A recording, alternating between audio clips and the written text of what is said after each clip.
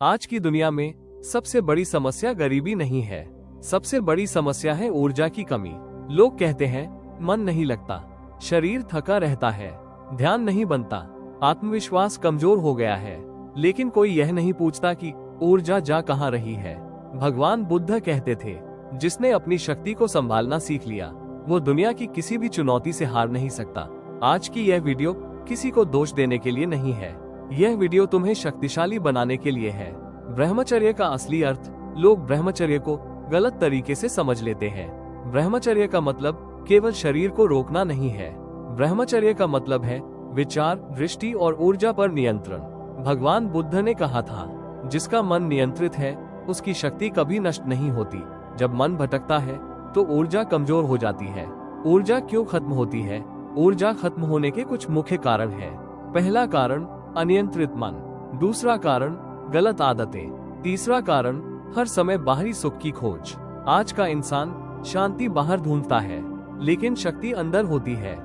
कहानी, एक साधारण युवक, एक गांव में अर्जुन नाम का एक युवक रहता था। वो कमजोर महसूस करता था, ध्यान नहीं लगता था, काम में मन नहीं लगता था। उसने एक दिन एक भिक्षु से पूछा, मेरी ऊर्जा इतनी कम क्यों है? भिक्षु मुस्कुराए और बोले, क्योंकि तुम अपनी शक्ति गलत जगह खर्च कर रहे हो।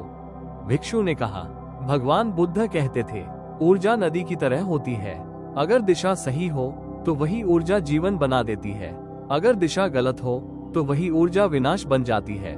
ब्रह्मचर्य का मतलब है ऊर्जा को सही दिशा देना। सबसे आसान तरीका, दिशा बदलो। ऊर्जा बढ़ाने का सबसे आसान तरीका है अपनी दिशा बदलना। ऊर्जा दबाने से नहीं बढ़ती, ऊर्जा सही काम में लगाने से बढ़ती है। जैसे पढ़ाई, व्यायाम, ध्यान, सेवा, रचनात्मक काम। जब ऊर्जा सही जगह जाती है तो शरीर और मन दोनों मजबूत होते हैं। भगवान बुद्ध ने ध्यान को सबसे बड़ा हथियार बताया। रोज 10-15 मिनट शांत बैठना, सांस पर ध्यान देना, विचार आए तो जाने देना। धीरे धीरे मन शांत होता है, ऊर्जा इकट्ठा होने लगती है।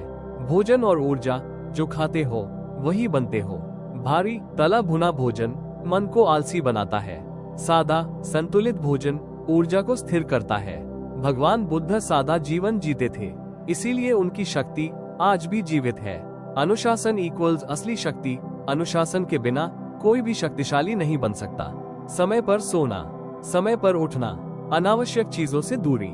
छोटे छोटे नियम बड़ा परिवर्तन लाते हैं। सबसे बड़ा सच, आज का सच ये है, कमजोरी शरीर में नहीं है, कमजोरी मन में है। जब मन मजबूत होता है तो शरीर अपने आप शक्तिशाली बन जाता है।